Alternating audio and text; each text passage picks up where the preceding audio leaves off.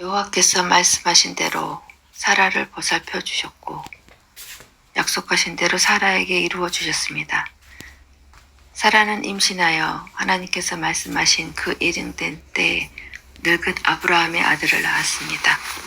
아브라함은 사라가 낳아준 아들의 이름을 이삭이라고 지었습니다. 아브라함은 하나님께서 명령하신 대로 이삭이 태어난 지 8일 만에 이삭에게 할례를 베풀었습니다. 아브라함의 아들 이삭이 태어났을 때 아브라함의 나이는 100살이었습니다. 사라가 말했습니다. 하나님께서 나에게 웃음을 주셨다. 이 이야기를 들은 사람들도 나처럼 웃게 될 것이다. 어느 누가 사라가 아이를 낳을 수 있으리라고 아브라함에게 말할 수 있었겠는가. 그런데 나는 지금 늙은 아브라함에게 아들을 낳아 주었다. 이삭이 자라나 젖을 뗄 때가 되었습니다. 이삭이 젖을 떼던 날에 아브라함은 큰 잔치를 베풀었습니다. 그런데 사라가 보니 이스마엘이 이삭을 놀리고 있었습니다. 이스마엘은 아브라함이 사라의 이집트인 여종 하갈에게서 낳은 아들입니다. 그래서 사라가 아브라함에게 말했습니다. 저 여종과 그 아들을 쫓아내십시오. 이 여종의 아들이 우리 아들 이삭과 함께 재산을 물려받을 수 없습니다. 아브라함은 이 일로 인해 매우 괴로웠습니다. 왜냐하면 이스마엘도 자기 아들이었기 때문입니다. 하지만 하나님께서 아브라함에게 말씀하셨습니다. 저 아이와 여종 때문에 염려하지 마라. 사라가 무슨 말을 하든 그 말을 들어주어라. 내가 너에게 약속한 자손은 이삭에게서 나올 것이다. 그러나 여종에게서 낳은 아들도 내 아들이므로 내가 그의 자손도 큰 나라가 되게 할 것이다. 아브라함이 이튿날 아침 일찍 일어나 먹을 것과 물을 가득 채운 가죽 부대를 준비해서 하갈에게 주었습니다. 아브라함은 그것들을 하갈의 어깨에 메어준 다음 이스마엘과 함께 하갈을 내쫓았습니다. 하갈은 밖으로 나가 브엘세바 광야에서 헤매고 다녔습니다. 가죽 부대에 물이 다 떨어지자 하갈은 자기 아들을 어떤 작은 나무 아래에 두었습니다. 그리고는 내 아들이 죽은 모습을 차마 볼 수가 없구나 하고 말하며 활의 거리만큼 떨어진 곳으로 가서 주저앉았습니다. 그리고 이내 아들 쪽을 바라보다 그만 울음을 터뜨리고 말았습니다. 하나님께서 아이가 우는 소리를 들으셨습니다. 하나님의 천사가 하늘에서 하갈을 불렀습니다. 하갈아, 너 왜 그러느냐? 두려워하지 마라. 하나님께서 아이가 우는 소리를 들으셨다. 아이를 일으켜 세워 손을 꼭 잡아라. 내가 그 아이의 자손으로 큰 나라를 이루도록 만들어 주겠다. 하나님께서 하갈의 눈을 밝게 하셨습니다. 그러자 하갈은 우물을 발견하게 되었고 그 우물로 가서 가죽 부대에 물을 담아다가 아이에게 먹였습니다. 그 아이가 자라는 동안 하나님께서 그 아이와 함께 계셨습니다. 이스마엘은 광야에서 살았고 훌륭한 활잡이가 되었습니다.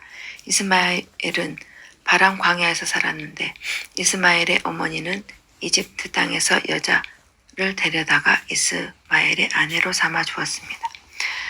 아비멜렉이 자기의 군대 사령관 비골을 데리고 아브라함에게 와서 말했습니다.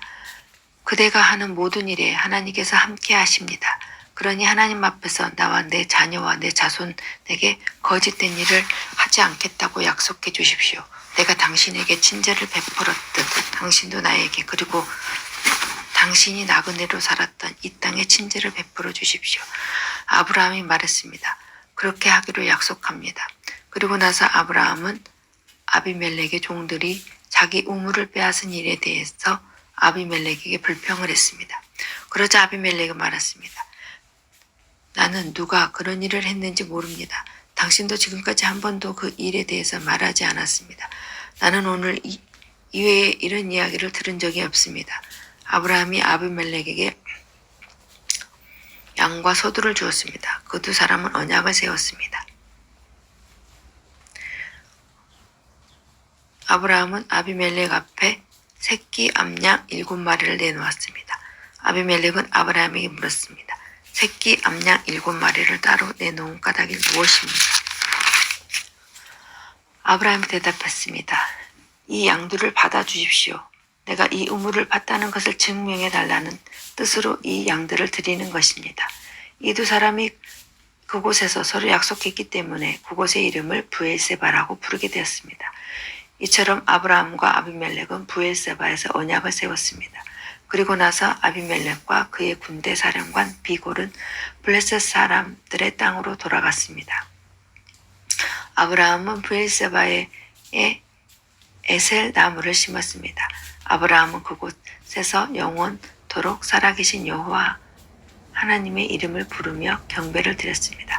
아브라함 블레셋 사람들의 땅에서 오랫동안 나그네처럼 살았습니다. 이 일들이 있는 뒤에 하나님께서 아브라함의 믿음을 시험하셨습니다. 하나님께서 아브라함아 하고 부르시자 아브라함이 예 제가 여기 있습니다 하고 대답했습니다. 여호와께서 말씀하셨습니다. 너는 사랑하는 아들 이삭을 데리고 모리아 땅으로 가거라. 내가 너에게 일러준 산에서 내 아들을 잡아 태워 드리는 제물로 번제를 바치라. 아브라함 아침 일찍 일어나 나귀에 안장을 얹었습니다. 아브라함은 태워드리는 제사인 번제에 쓸 장작을 준비한 다음에 이삭과 그 두 종을 데리고 길을 떠났습니다. 그들은 하나님께서 일려주신 곳으로 갔습니다. 3일째 되는 날 아브라함이 눈을 들어보니 멀리에 그곳이 보였습니다. 아브라함이 자기 종들에게 말했습니다. 나귀와 함께 이곳에 머물러 있거라. 내 아들과 나는 저쪽으로 가서 예배를 드리고 돌아오겠다. 아브라함은 태워드리는 제사인 번제에 쓸 장작과 자기 아들에게 지게 했습니다. 아브라함은 불과 칼을 챙긴 후 아들과 함께 걸어갔습니다. 이삭이 아브라함을 불렀습니다. 아버지, 아브라함이 왜 그러느냐 하고 대답했습니다. 불과 장작은 있는데 번제로 바칠 양은 어디 있습니까? 하고 이삭이 물었습니다.